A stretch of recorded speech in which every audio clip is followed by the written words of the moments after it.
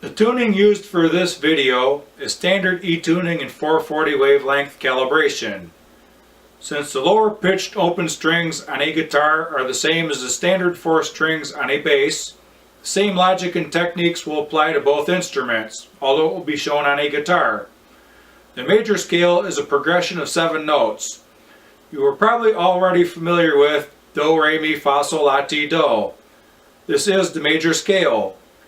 We will analyze the basic 1-octave scale pattern in the key of C major because all 7 of its notes are perfect or natural notes. It has no sharps or flats, so C is the only perfect major scale. The major scale is also known as Ionian mode.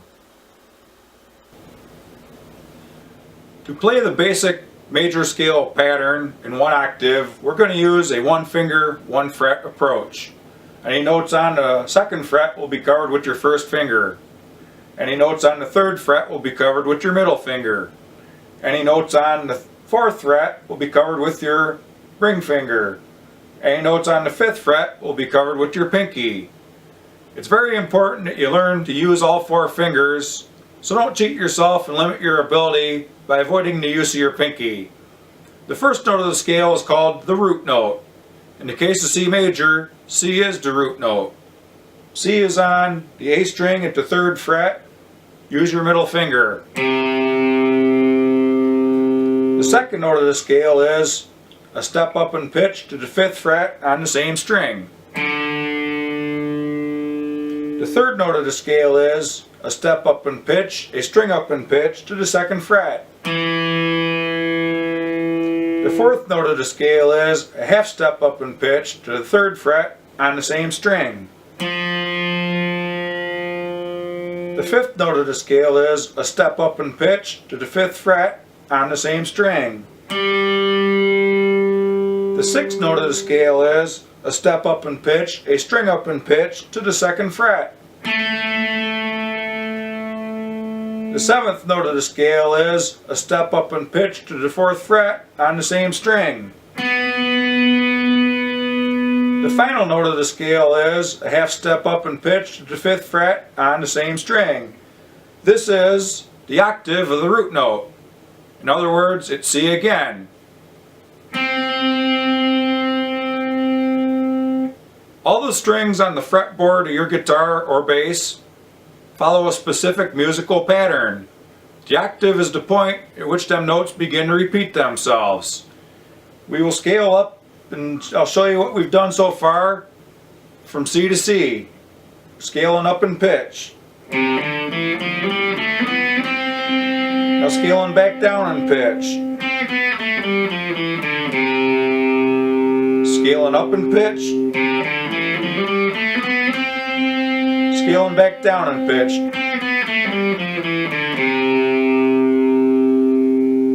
The notes of the scale are C, D, E, F, G, A, B, C. You can already hear the Do, Re, Mi, Fa, Sol, La, Ti, Do.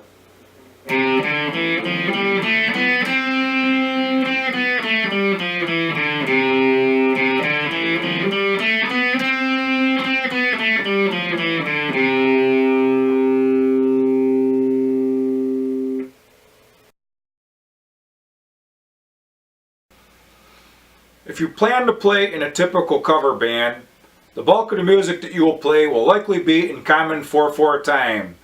You will rarely ever deviate away from that. In 4/4 time, there are 4 evenly timed quarter note beats per bar or measure of music. These are called the downbeats. The tapping of the foot to keep time with the music is like the clicking of a metronome. It's counted 1, 2, 3, 4, 1, 2, 3, 4, and etc. We will do the major scale in 8th note timing. A measure of steady 8th notes means that there are 8 evenly timed beats per measure, 2 for each quarter note. They are counted 1 and 2 and 3 and 4 and 1 and 2 and 3 and 4 and. A quarter note or an 8th note is an interval or a fraction of time from a measure. The picking motion of the hand will follow the tapping motion of the foot up and down. The picking motion goes down as the foot goes down on 1, 2, 3, 4, and picks upwards as the pick comes up on the beats in between. These and beats are called upbeats. With a 4-count quarter note lead in, let's do the major scale a couple times using eighth notes. Count the eighth notes aloud as you pick them. 1, 2, 3, 4. 1 and 2 and 3 and 4 and 1, 2, 3, 4. 1 and 2 and 3 and 4 and 1, 2, 3, 4. 1 and 2 and 3 and 4 and 1, 2, 3, 4. 1 and 2 and 3 and 4 and. Okay, let's try that again, but without the pause when we scale up in pitch and then back down. Let's try it continuous, like this. And remember to count and tap your foot. 1, 2, 3, 4. 1 and 2 and 3 and 4 and 1 and 2 and 3 and 4 and. Let's try that one more time. 1, 2, 3, 4. 1 and 2 and 3 and 4 and 1 and 2 and 3 and 4 and. Now notice the picking motion. Picking down on the down beats and up on the end beats. Let's try that again. I'll give you a 4-count quarter note lead in, and I'll count the up and down beats as I do them. 1, 2, 3, 4. Down, up, down, up, down, up, down, up, down, up, down, up, down, up, down, up, down, up, down, up, down, up, down, up, down, up, down, up, down, up, down, up. The best thing to do is practice it slowly and speed it up as you get better at it. Don't underestimate the value of being able to count time. It's very valuable to be able to understand the basic concepts of time and be able to count it as a learning aid until the musical piece that you are learning becomes muscle memory and it's no longer necessary. But every once in a while, you will need to be able to use it playing with a band. Also, don't underestimate the value of proper alternate picking. It may feel clumsy at first, but if you stick with it, you will become smoother, develop better timing, and waste fewer picking strokes. Just remember to pick down on the downbeats and up on the upbeats. And steady eighth note timing, it's easy.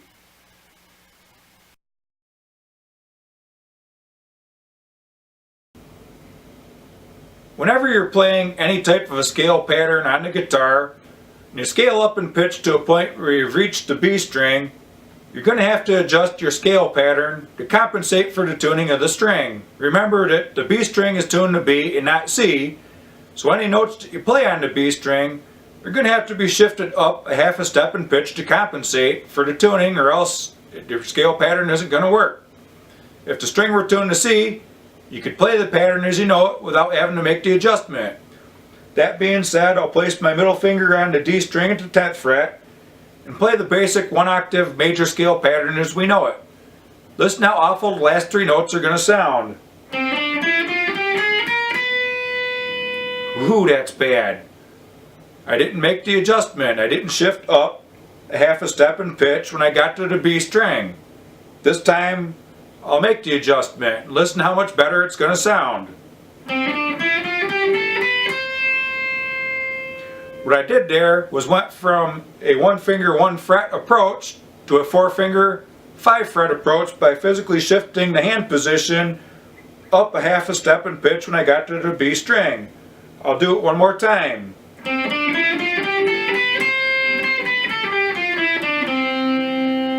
A similar problem is faced on the 5th fret. I'll put my middle finger on the G string and play the basic major scale pattern as we know it without making any adjustments.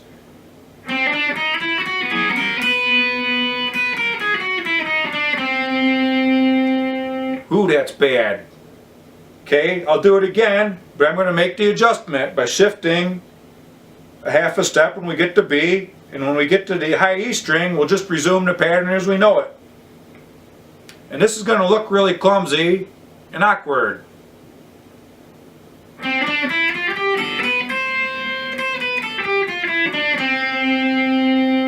It sounds much better, but I unnecessarily shifted my hand.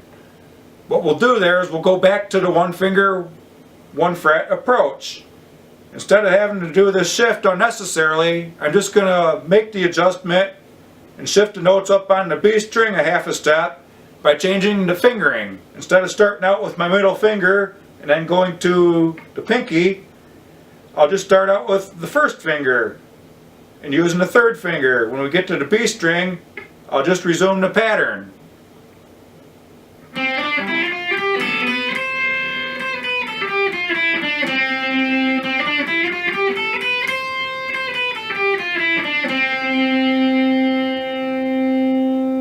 Much better.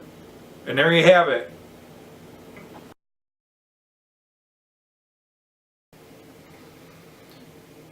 Once you've memorized the C major scale in its most primitive, basic, one-octave form, it makes it easy to figure out the other major scales. It's easy because they all follow the same picking and fingering patterns. So if I take the middle finger and place it on the low E string at the 3rd fret, that's a G note. Now it becomes G major. Notice again that the fingering and picking patterns were the same. The key of G major, there's only one sharp, and that's F sharp. If I place my finger on the A string at the 5th fret, that's a D note. Now it becomes D major. Notice again the same picking and fingering patterns. I can shift this hand anywhere up and down the neck, and the name of the scale depends on which note I started out on.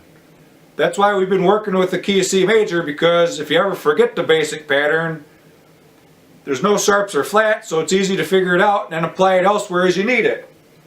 Now, I'll place the middle finger on the low E string at the 8th fret.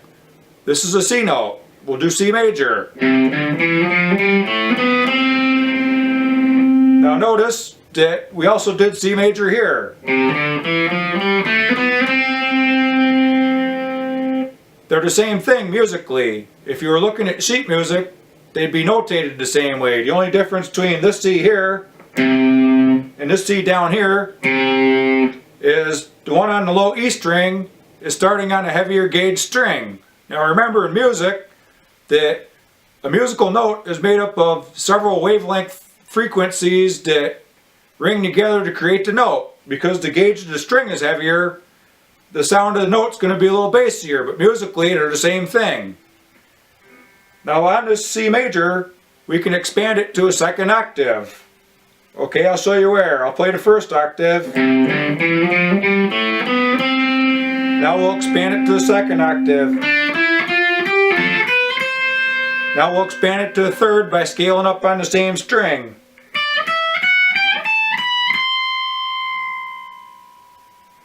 We can also play the basic C major scale on one string.